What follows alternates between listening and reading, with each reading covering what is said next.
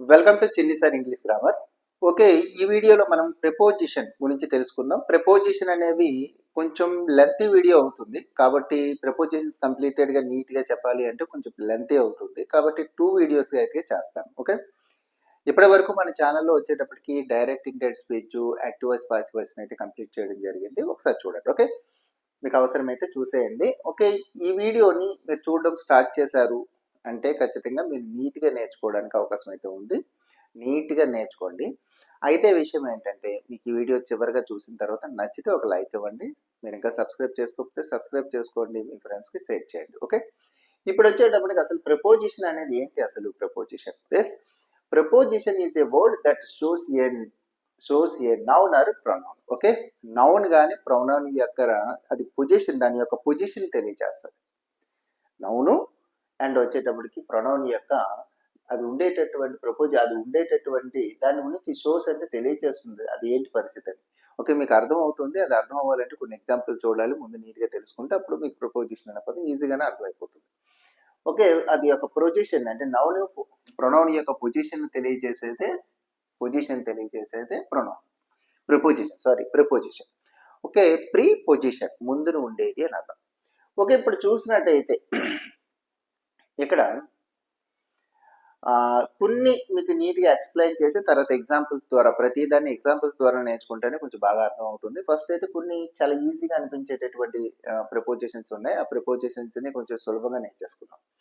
అసలు ఇన్ అనే దాన్ని ఎక్కడ వాడతాం? లోపల అనేటటువంటి పదాలు మీనింగ్ వచ్చినప్పుడు వాడడం జరుగుతుంది. లోపల. అదే టు అనేది ఉంది, చూసారా? టు అంటే ఏంటి? టు అనేటప్పటికి ఎక్కడికైనా మనం చేరుకునేటప్పుడు ఐ గో టు స్కూల్ అంటే నేను ఇప్పుడు ఎక్కడికి, ఇది స్కూల్ అనుకోండి, నేను స్కూల్కి చేరుకుంటున్నాను అనమాట.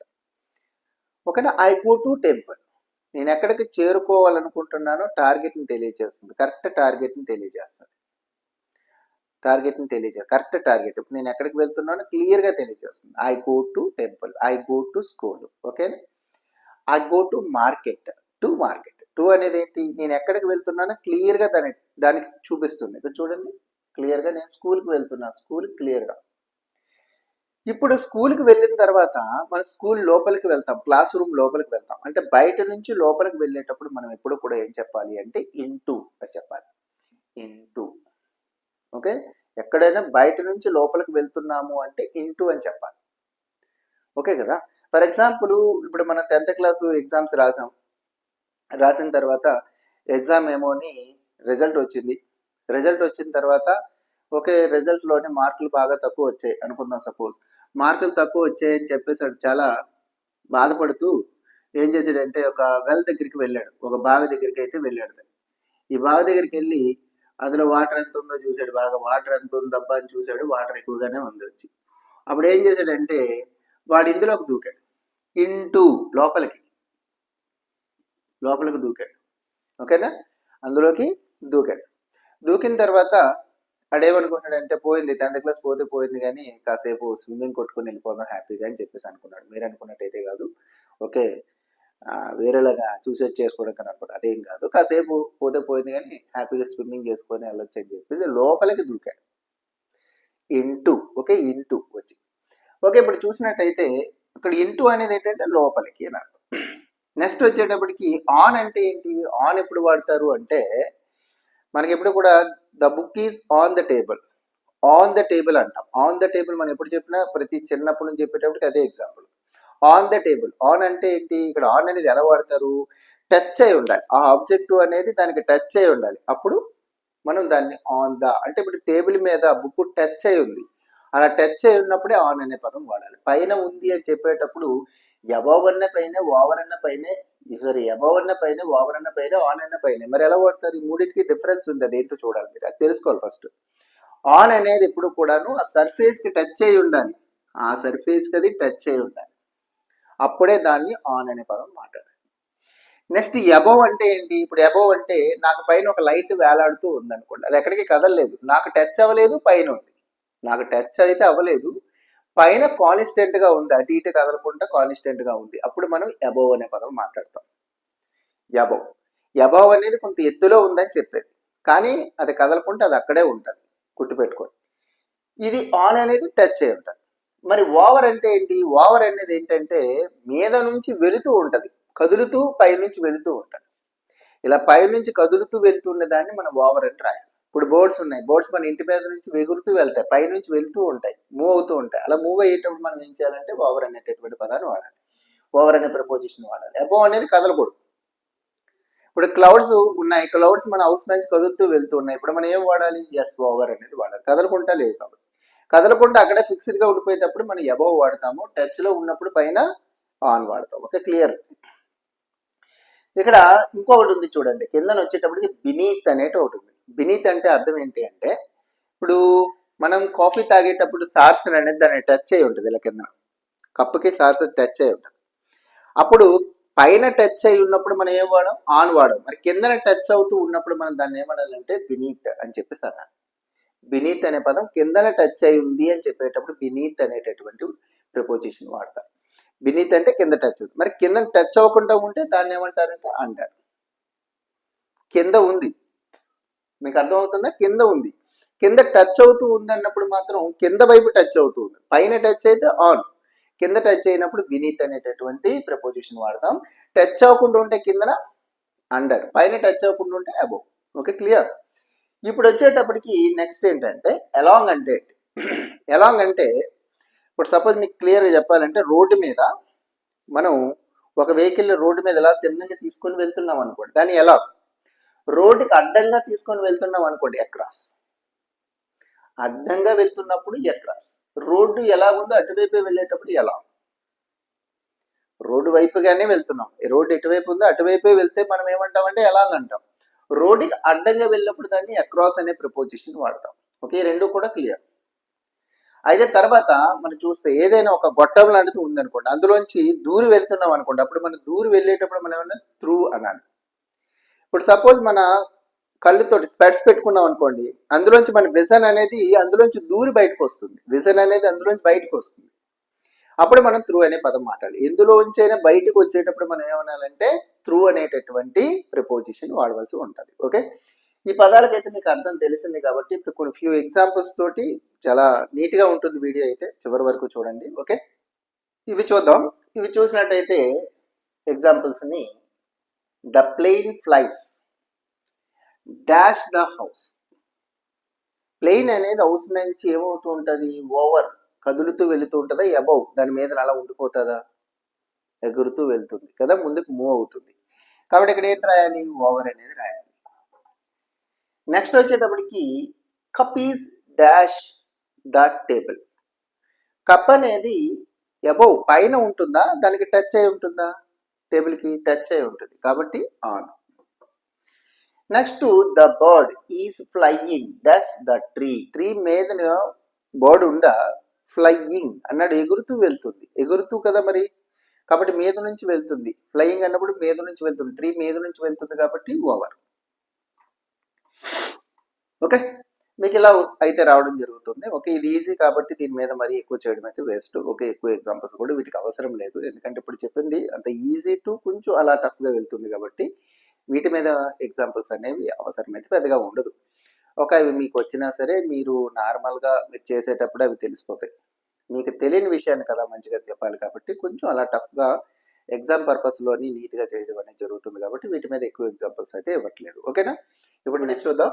ఓకే, ఇప్పుడు వచ్చేటప్పటికి ఎట్, ఆన్, ఇన్ అనేటటువంటివి టైం పర్పస్ ఇచ్చినప్పుడు, టైంని బేస్ చేసుకొని ఇచ్చినప్పుడు వీటిని ఎలా యూజ్ చేయాలో చూద్దాం. ఎట్ని, ఆన్ని, ఇన్ని. అయితే ఇక్కడ ఏంటి, ఏం పర్పస్? టైంని బేస్ చేసుకొని ఇచ్చినప్పుడు. అయితే ఇక్కడ రూల్స్ అనేవి జాగ్రత్త వినండి. ఎట్ ఎప్పుడు కూడాను జాగ్రత్తగా చూస్తే క్లాక్లో టైం చెప్పిన అంటే 2 o'clock అవుతుంది, 3 o'clock అవుతుంది, 4 o'clock అవుతుంది, 5 o'clock, 6 o'clock అని చెప్పేటప్పుడు ఖచ్చితంగా ఎట్ వాడతాం. నెక్స్ట్ డేలో వచ్చిన పార్ట్స్ అన్నింటికి కూడా ఎట్టే వాడతాం.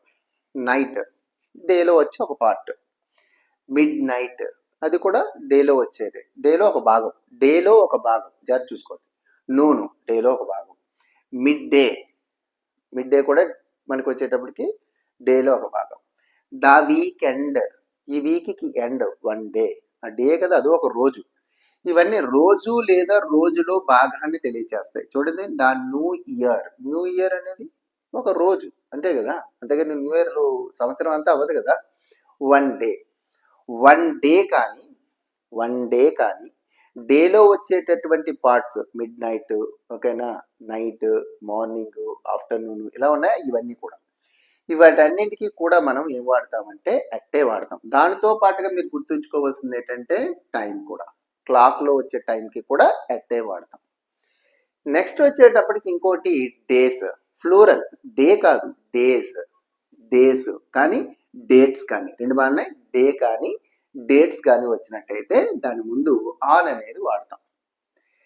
అదే నెక్స్ట్ వచ్చి ఇన్ని దేనికి వాడతామంటే వీక్స్, గుర్తుపెట్టుకోవాలి. ఇక్కడ డేస్ అవి వీక్స్, దీనికంటే పెద్దవారు జాగ్రత్త చూసుకోండి. ఇది డేట్తోనే అయిపోయింది. డేట్స్ తోని వచ్చినప్పుడు మనం ఏం వాడుతున్నాం, ఆన్ వాడుతున్నాం.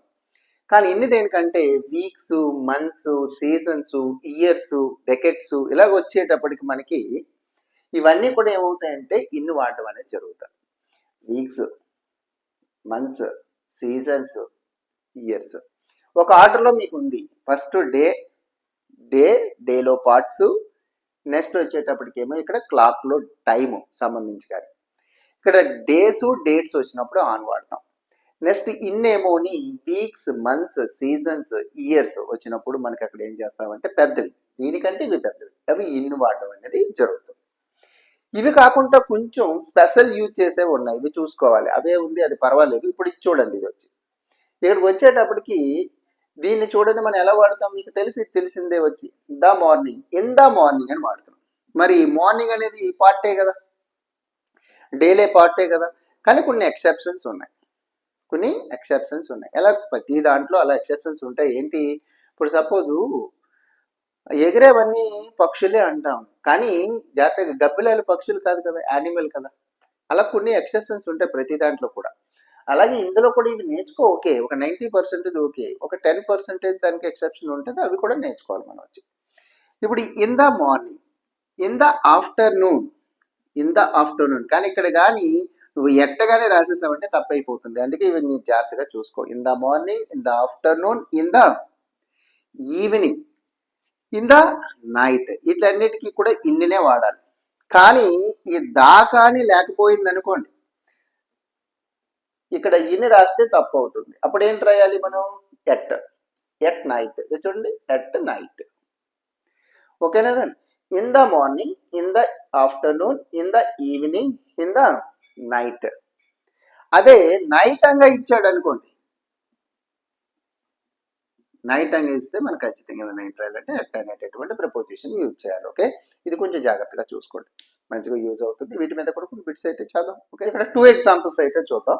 ఇక్కడ ఏంటంటే వీటిని కొంచెం అర్థం చేసుకోవడానికి, అంటే మరీ ఎక్కువ ఎగ్జాంపుల్స్ అవసరం లేదు, ఎందుకంటే వీడియో లెంత్ అవుతుంది కాబట్టి మీకు అర్థమైపోతే ఈ 2 ఎగ్జాంపుల్స్ అర్థమైతే మ్యాక్సిమం అర్థమైనట్టే. Okay, India got independence in 12 o'clock dash Friday dash August dash 1947. ఈ ఒక్క బిట్టు చాలు, ఈ 3 అర్థం చేసుకోవడం.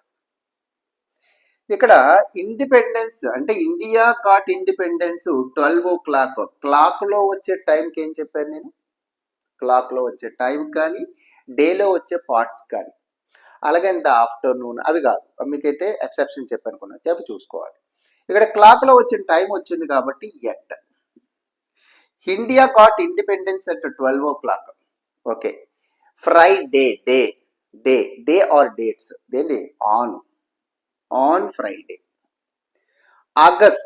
ఆగస్ట్ ఏంటి మనకి, ఆగస్ట్ అనేది మంత్. మన మంత్, వీక్స్, మంత్స్ అవన్నీ కూడా వీక్స్, మంత్స్, సీజన్స్, ఇయర్స్ ఇవన్నీ కూడా ఎందులోకి వస్తాయి, ఇన్ ఆగస్ట్. డేట్స్ మళ్ళీ ఇయర్స్ వచ్చినా సరే ఖచ్చితంగా ఇన్నే వాడాలి. ఎస్, ఇది మీరు జాగ్రత్తగా అర్థం చేసుకుంటే చాలా బాగుంటుంది. ఎగ్జాంపుల్, మంచి example. I met my friend, నేను నా ఫ్రెండ్ని కలిశాను. ఎప్పుడు, ఏప్రిల్ ఫూల్స్ డే. అయితే ఇది తప్పు రాస్తారు. ఎందుకు తప్పు రాస్తారంటే మా సార్ చెప్పారు ఏప్రిల్ అనేది మంత్ కాబట్టి వెంటనే నేను ఇన్ని పెట్టేస్తాను అని చెప్పేసి ఇన్ని పెట్టేస్తారు.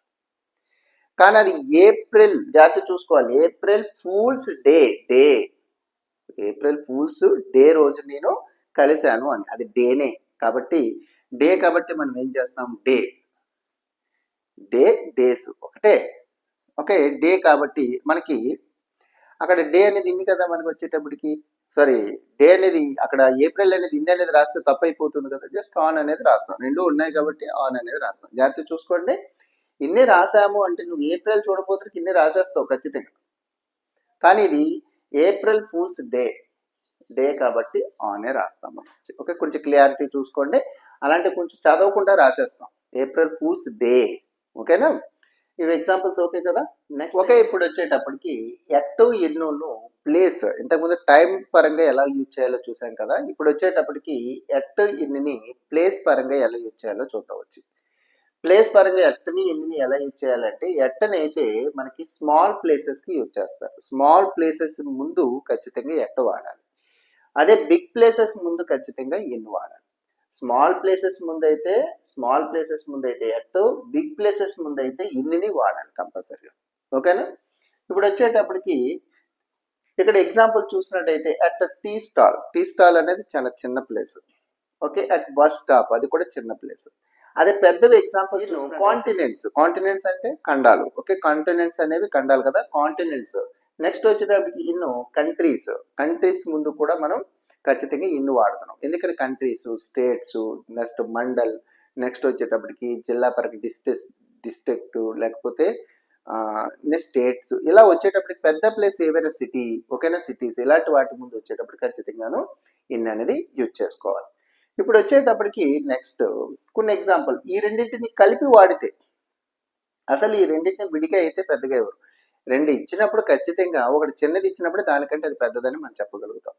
ఓకేనా, ఖచ్చితంగాను స్టేట్స్ ఇచ్చాడు అనుకో, వాటికంటే మనకి పెద్దది ఏదైనా ఉంటుంది కదా ఖచ్చితంగా, అదే పెద్దదని మనం అనలేం కదా. కాబట్టి వీటిని సింగిల్గా ఎప్పుడు పెద్దగా వాడరు, ఈ రెండింటిని కలిపి అయితే వాడతారు. ఎలా వాడతారు ఒకసారి చూద్దాం. అయితే మామూలుగా చిన్న ప్లేస్ ముందు మాత్రం ఏం వాడతారు, చిన్న ప్లేస్ ముందు అయితే అటు వాడతారు, పెద్ద ప్లేసెస్ ముందు అయితే ఖచ్చితంగా ఇన్ని వాడతారు. ఒక యామ్ వెయిటింగ్ ఫర్ యూ, నీ కోసం నేను వెయిట్ చేస్తున్నాను. ఎక్కడ అంటే చిన్ని సార్ చూసిన దగ్గర నేను వెయిట్ చేస్తున్నాను. చిన్ని సార్ చూసిన దగ్గర నీ కోసం వెయిట్ చేస్తున్నాను, అది చిన్న ప్లేస్ కదా ఖచ్చితంగాను. కాబట్టి మనం ఏం చేస్తామంటే ఎట్ అని వాడతాం. నెక్స్ట్ మై ఫ్రెండ్ వర్క్స్, మా ఫ్రెండ్ పనిచేస్తున్నాడు dash BBK school dash America. ఈ బీబీకే అనే స్కూల్ అమెరికాలో ఉంది అనుకుందాం. అమెరికాలో ఉంటే అక్కడ అమెరికాలో బీబీకే స్కూల్ అనేది చిన్న ప్లేస్, అమెరికా అనేది పెద్దది. ఇక్కడ రెండు ఉన్నాయి కాబట్టి మనం ఏం చేద్దాము అంటే చిన్నదాని ముందు మనం ఎట్ వాడతాం, పెద్దదాని ముందేమో ఇన్ వాడతాం. ఇది మీకు తెలిసిందే. At BBK school in America, ఇది వాడడం అనేది జరుగుతుంది. ఓకే, రెండు ఇచ్చినప్పుడు ఎలా వాడాలో తెలిసింది కదా. ఓకే, అందులో చిన్నదాని ముందేమో నెట్ వాడతాం, పెద్దదాని ముందేమో ఇన్ వాడడం అనేది జరుగుతుంది. ఓకే, మీకు అర్థమైంది అనుకోండి. ఇప్పుడు టూ వర్డ్స్ ని చూద్దాం. టూ వర్డ్స్ చూసినట్టయితే ఇక్కడ టూ అంటే ఏంటి అసలు, టూ అంటే కు కి అని అర్థం వస్తుంది. టూ వర్డ్స్ అంటే మీనింగ్ ఏమొస్తుందంటే వైపు అనే అర్థంతో వాడడం జరుగుతుంది ప్రపోజిషన్. అయితే ఇక్కడ ఏంటంటే ఇక్కడ జాగ్రత్త చూడాలి. అటువైపుగా వెళ్తున్నాను, ఇప్పుడు సపోజ్ మీరు స్కూల్ వైపుగా వెళ్తున్నారండి, ఎవరైనా పని చెప్పేటప్పుడు చూడండి అంటారు మీ స్కూల్ వైపు వెళ్తున్నారు ఎటండి అని అడుగుతుంటారు. స్కూల్కి కాదు, స్కూల్ వైపు. ఓకేనా, ఆ విషయం మాట్లాడే విధానాన్ని బట్టి అక్కడ టూ వర్డ్స్ వాడడం జరుగుతుంది. నేను ఇప్పుడు సపోజ్ నేను స్కూల్కే వెళ్తున్నాను అనుకోండి, నేను స్కూల్లో టీచర్గా చేస్తున్నాను, నేను స్కూల్కే వెళ్తున్నాను, డైరెక్ట్గా స్కూల్కే వెళ్తున్నాను కదా, ఐఎమ్ గోయింగ్ టు స్కూల్. ఓకేనా, నేను స్కూల్ పర్పస్లో వెళ్ళట్లేదు, స్కూల్కి అయితే వెళ్ళట్లేదు. అప్పుడు అటువైపుగా వెళ్తున్నాను అని చెప్పాలి అనుకోండి, అటువైపుగా వెళ్తున్నాను కాలేజ్కి, కానీ కాలేజ్కి వెళ్ళట్లేదు, అటువైపుగా వెళ్తున్నాను. I am going to towards college వైపుగా వెళ్తున్నాను అని చెప్పడానికి అనమాట. ఆ మీనింగ్ని బట్టి అక్కడ మనం వాడాలి. ఓకే, జాగ్రత్త చూసుకోండి. Next I am going to hospital, నేను హాస్పిటల్కే వెళ్తున్నాను అనుకోండి, టూ వాడతాం. ఓకేనా, అదే I am going to home, నేను మా ఇంటికి వెళ్తున్నాను అనుకోండి, సపోజ్ నేను మా ఇంటికే వెళ్తున్నాను అనుకోండి, అప్పుడు మనం ఏం చేస్తాం, I am going to home అని వాడతాం. కానీ I am going to home అని వాడితే రాంగ్. ఎట్టి పరిస్థితుల్లోని ఇక్కడ హోమ్ ముందు టూ అనేది వాడకూడదు. మరి ఎలా సార్ అని అడిగితే I am going home, that's all, అంతే తప్ప హోమ్ ముందు టూ అనేది వాడకూడదు. కొంచెం బాగా గుర్తుపెట్టుకోండి. మరి ఎలా సార్ అని అడిగితే హోమ్ ముందు టూ వాడచ్చు. ఎప్పుడు వాడచ్చు, మై హోమ్ అని చెప్పావు అనుకో, మై హోమ్ అని చెప్పినప్పుడు ఖచ్చితంగా టు అయితే నువ్వు రాయొచ్చు. కానీ డైరెక్ట్గా హోమ్ వచ్చినప్పుడు మాత్రం ఎట్టి పరిస్థితుల్లోనే టు రాయకండి, టు అయితే వాడకూడదు. మరి సార్ నేను ఇంకొకలాగా రాస్తాను ఇదే సెంటెన్స్ని. ఎలా అంటే ఇప్పుడు సపోజ్ 5th సెంటెన్స్గా రాసుకో. ఐ ఆమ్ గోయింగ్ టు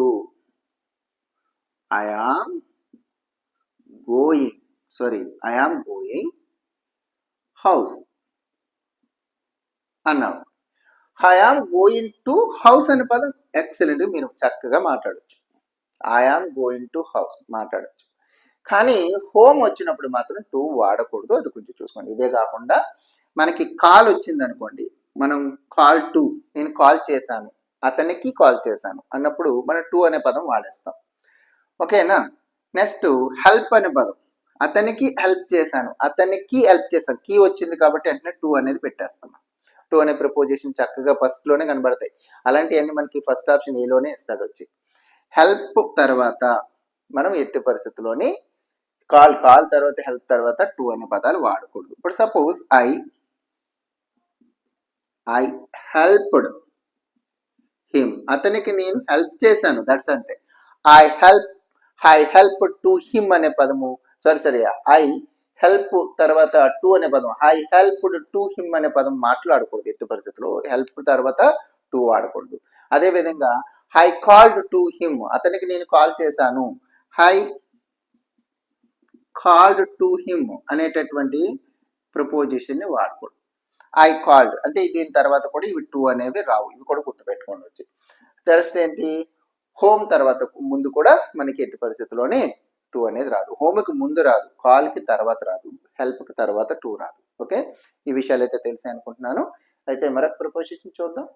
వేరే నెక్స్ట్ ప్రపోజిషన్ చూసే ముందు ఇక్కడ ఒక స్పెషల్ కేసు అయితే ఉంది. ఇక్కడ చూసినట్టయితే టూకి, అది కూడా చూసేద్దాం. ఇక్కడ ఏంటంటే టు అంటే ఇక్కడ వచ్చేటప్పుడు ఇక్కడ వాడేటటువంటి టూకి కంటే అని అర్థంలో వాడేటప్పుడు ఇక్కడ జాగ్రత్త చూద్దాం. ఇక్కడ టూకి కంటే అని అర్థం వస్తుంది. జూనియర్ తర్వాత టు వస్తే అది కంటే అని అర్థం వస్తుంది. సీనియర్, సుపీరియర్, ఇన్ఫీరియర్, ప్రిఫర్, వీటి తర్వాత ఖచ్చితంగా టు వాడాలి.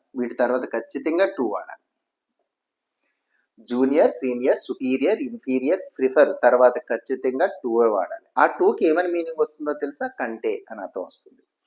అంటే ఈ ఈజ్ జూనియర్ రమేష్, ఇతడు జూనియర్ అంట, అతడు ఎవడో జూనియర్ అంట, ఎవరికంటే? రమేష్ కంటే జూనియర్ అని చెప్పాలి. అప్పుడు ఏం వాడాలి? టు వాడాలి. కంటే అనే పదం వస్తుంది కదా. ఎస్. ఐ ప్రిఫర్ కాఫీ, నేను కాఫీని ప్రిఫర్ చేస్తాను టీ కంటే నేను కాఫీని ఎక్కువ ప్రిఫర్ చేస్తాను, కాబట్టి టు. మీకు అర్థమైంది అనుకుంటాను. ఇవి కంఠస్థ వచ్చేయాలి. Junior, senior, superior, inferior, prefer అనేటటువంటివి మీకు కంఠస్థ వచ్చేసేయాలి. వచ్చేస్తే దాని తర్వాత టు వస్తుందని తెలుస్తుంది. ఓకే, మీరు కంఠస్థ ఎప్పుడు junior to, senior to, superior to, inferior to, prefer to అలా చదివితే పదే చదవగా మీకు అక్కడ టు వస్తుందన్న సంగతి తెలుస్తుంది వచ్చి. ఓకేనా? ఓకే, నెక్స్ట్ అయితే ప్రపోజిషన్. ఓకే, మరో ప్రపోజిషన్ అయితే చూద్దాం. ప్రపోజిషన్ లోని బిట్వీన్ అండ్ అమాంగ్ అని చూద్దాం. Between, among. ఇక్కడ బిట్వీన్ అంటే ఏంటంటే in the middle of two, ఇద్దరు గురించి చెప్పేటప్పుడు, మధ్య అని చెప్పేటప్పుడు మనకి ఏమవుతుందంటే బిట్వీన్ అనేది యూజ్ చేస్తారు.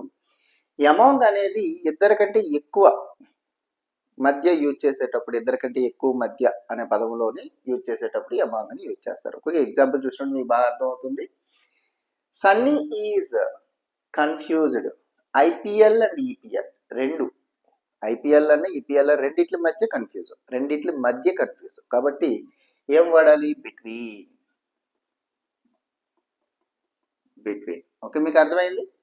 నెక్స్ట్ ఇక్కడ చూస్తే she is sitting dash the students plural, ఇద్దరికంటే ఎక్కువ అనే ఫీలింగ్ వస్తుంది కాబట్టి అమాంగ్ అనేది వాడతాం.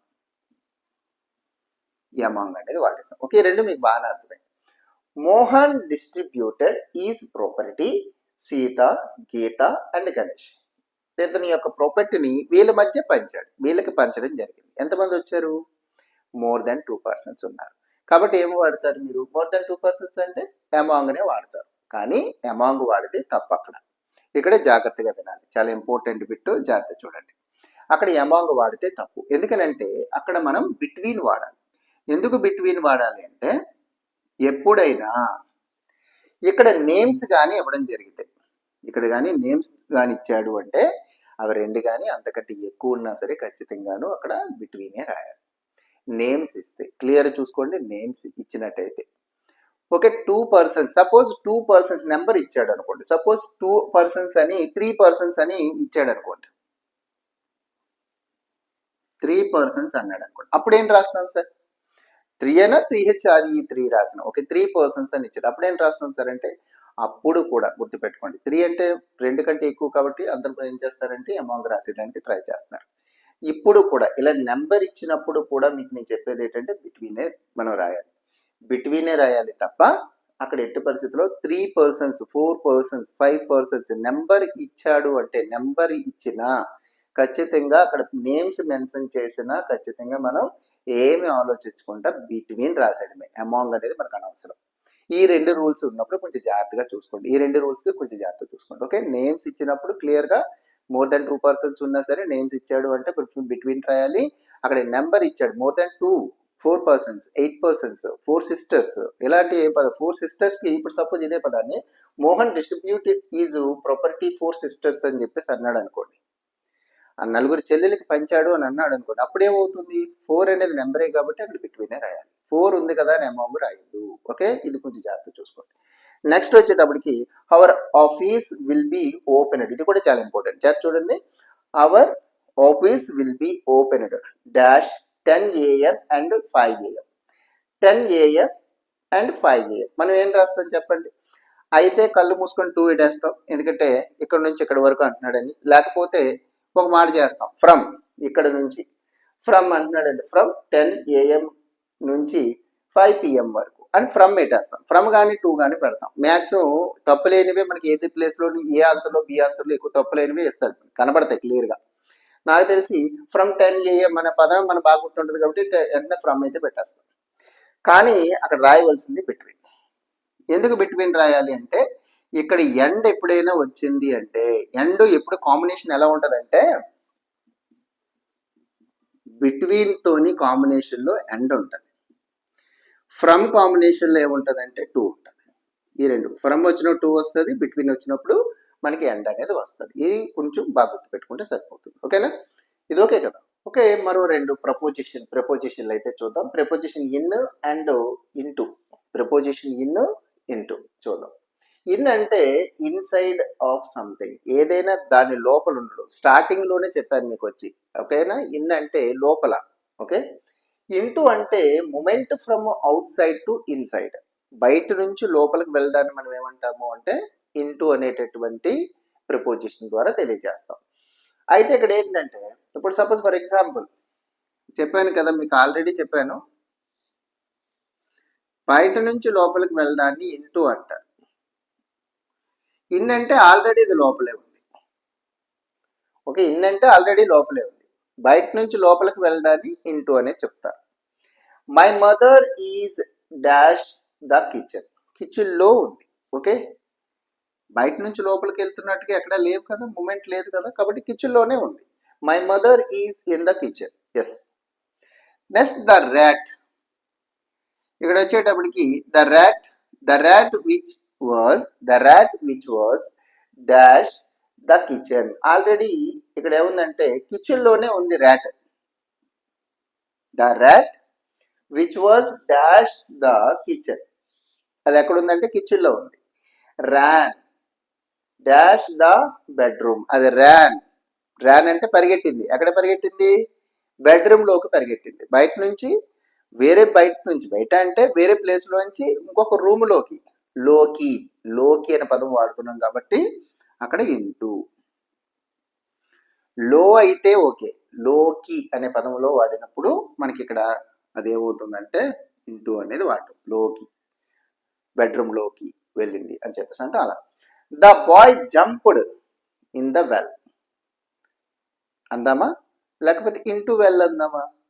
అయితే లోకి, బావిలోకి దూకాడు. బాయ్ బావిలోకి దూకాడు, లోకి దూకాడు అని చెప్తాం కాబట్టి ఇంటూ.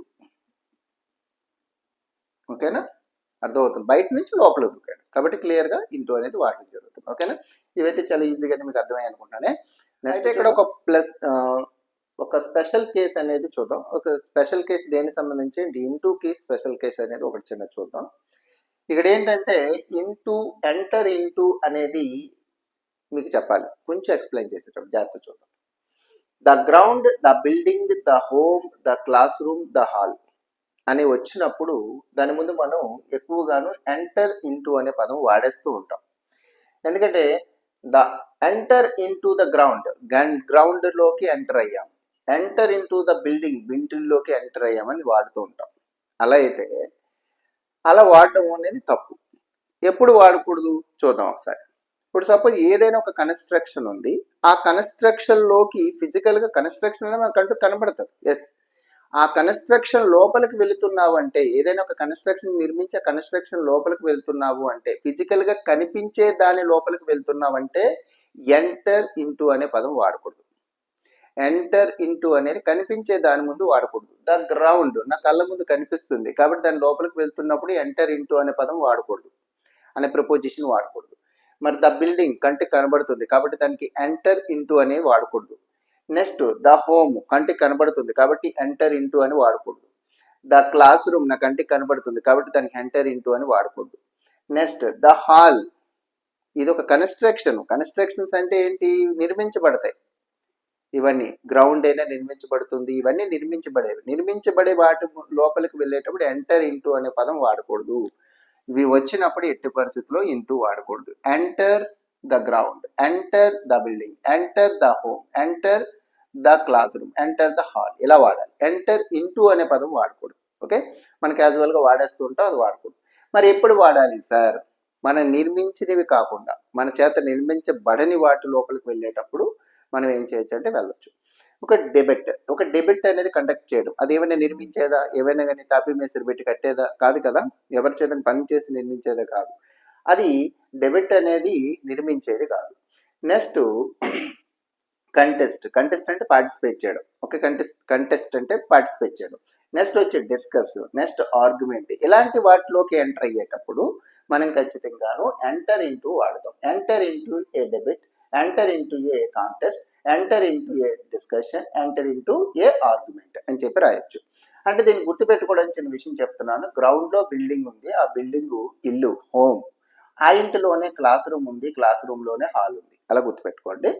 ఇక్కడ వచ్చేటప్పటికి ఒక డెబేట్ కండక్ట్ చేశారు, అందులో నేను కాంటెస్ట్ పార్టిసిపేట్ చేశాను, అప్పుడు డిస్కస్ జరిగింది, డిస్కస్ తర్వాత పెద్ద ఆర్గ్యుమెంట్ జరిగింది, ఇలా గుర్తుపెట్టుకోండి. ఓకేనా? ఓకే, గుర్తుపెట్టుకున్నట్టయితే ఎక్కడ వాడకూడదు మీకు క్లియర్ ఉంది కదా, ఇంటూ అనేది. ఓకే, అది మీకు అర్థమైంది.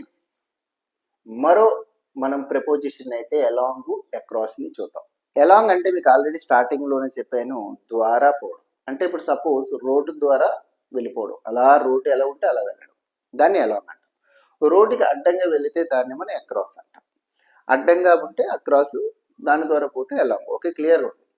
ఓకే, ఇక్కడ ఒక ఎగ్జాంపుల్ చూద్దాం. There are fruit stalls dash the footpath. మీరు జాగ్రత్త చూసినట్టయితే ఫుట్పాత్ మీద మనకి స్టాల్స్ ఎలా ఉంటాయంటే ఇలా పెట్టుకుంటూ ఉంటారు, రోడ్డుకి ఇరువైపులా ఇలా పెట్టుకుంటూ ఉంటారు. అవి ఆ స్టాల్స్ ఎలా వెళ్తున్నాయి, మనకి రోడ్డు ఉన్నవైపు ఉన్నాయా, ఇలా అడ్డంగా పెట్టారా, రోడ్డు ఉన్నవైపు ఉన్నాయి, కాబట్టి దాన్ని మనం ఏమంటామంటే ఎలా. Okay, there is a bridge dash the Krishna river మీద బ్రిడ్జ్, కృష్ణా రివర్ లోకని కడతారు, ఏంటి అడ్డంగా కదా కడతారు బ్రిడ్జ్, ఎప్పుడు కూడా రివర్ కి అడ్డంగా కడతారు, కాబట్టి అక్రాస్. ఓకే, మీకు ఇది అర్థమైంది. ఓకే, నెక్స్ట్ ఇంకొకటి కూడా చూసేద్దాం. ఇక్కడ బై అనే దాన్ని మనం, ఓకే, బై అని మీకు ఎలా తెలుసు, బై నార్మల్ గా మీకు ఎలా తెలుసు అంటే, ఇక్కడ బై చూసినట్టయితే Ravana was killed by Rama అని చెప్పేసి, రామ చేత రావణాసుడు చంపబడ్డాడు. ఓకేనా, చేత అని మీనింగ్ లో వాడతారు, చేత. ఓకేనా, ఇంకొకటి వచ్చేటప్పటికి ఇంకొకటి చూసినట్టయితే this cup is broken by me, నా చేత ఈ కప్పు పగలగొట్టబడింది. చేత అంటే ఇక్కడ చేత అనే మీనింగ్ వచ్చినప్పుడు మనకి మనం వాడతాం, మనకు అది తెలిసిన విషయమే బై అనేది వాడతామని. అలా కాకుండా ఈ బై అనే దాన్ని మనం ఇంకోలా కూడా యూజ్ చేస్తాం. ఎలా అంటే నియర్నెస్, బాగా దగ్గర, దగ్గర, దానికి దగ్గరలో ఉంది అని చెప్పడానికి వాడతారు. My house is by the temple, దానికి టెంపుల్కి దగ్గరగా మా ఇల్లు ఉంది అని చెప్పడంలో కూడా బైని ఉపయోగించడం అనేది జరుగుతుంది. మీకు అర్థమవుతుందా? ఇప్పుడు వచ్చేటప్పటికి ఇది మీకు తెలిసిందే, Rama was killed by. Active voice నుంచి పాసివ్ వాయిస్లోకి మార్చేటప్పుడు మనకి బై యూజ్ చేస్తాం. అక్కడ బై అనే మీనింగ్ మీకు తెలుసు, బై అంటే చేత అని. ఓకే, ఇక్కడైతే ఇది మీకు స్పెషల్గా అయితే ఇది తెలిసింది, నియర్నెస్ అనే దాంట్లో వాడడం అనేది జరుగుతుంది. ఓకేనా? ఓకే, ఈ వీడియోని అయితే ఇంకా ముగిద్దాం, ఎందుకంటే బాగా లెంతీ అవుతుంది. కాబట్టి ఈ వీడియోని అయితే ముగిస్తూ చివరిగా ఈ ఒక్క దాన్ని మీరు చేయగలుగుతున్నారో లేదో చూడండి ఒకసారి. Don't enter dash the building without permission. Okay, జాగ్రత్త చూసుకోండి. Don't enter dash the building without permission.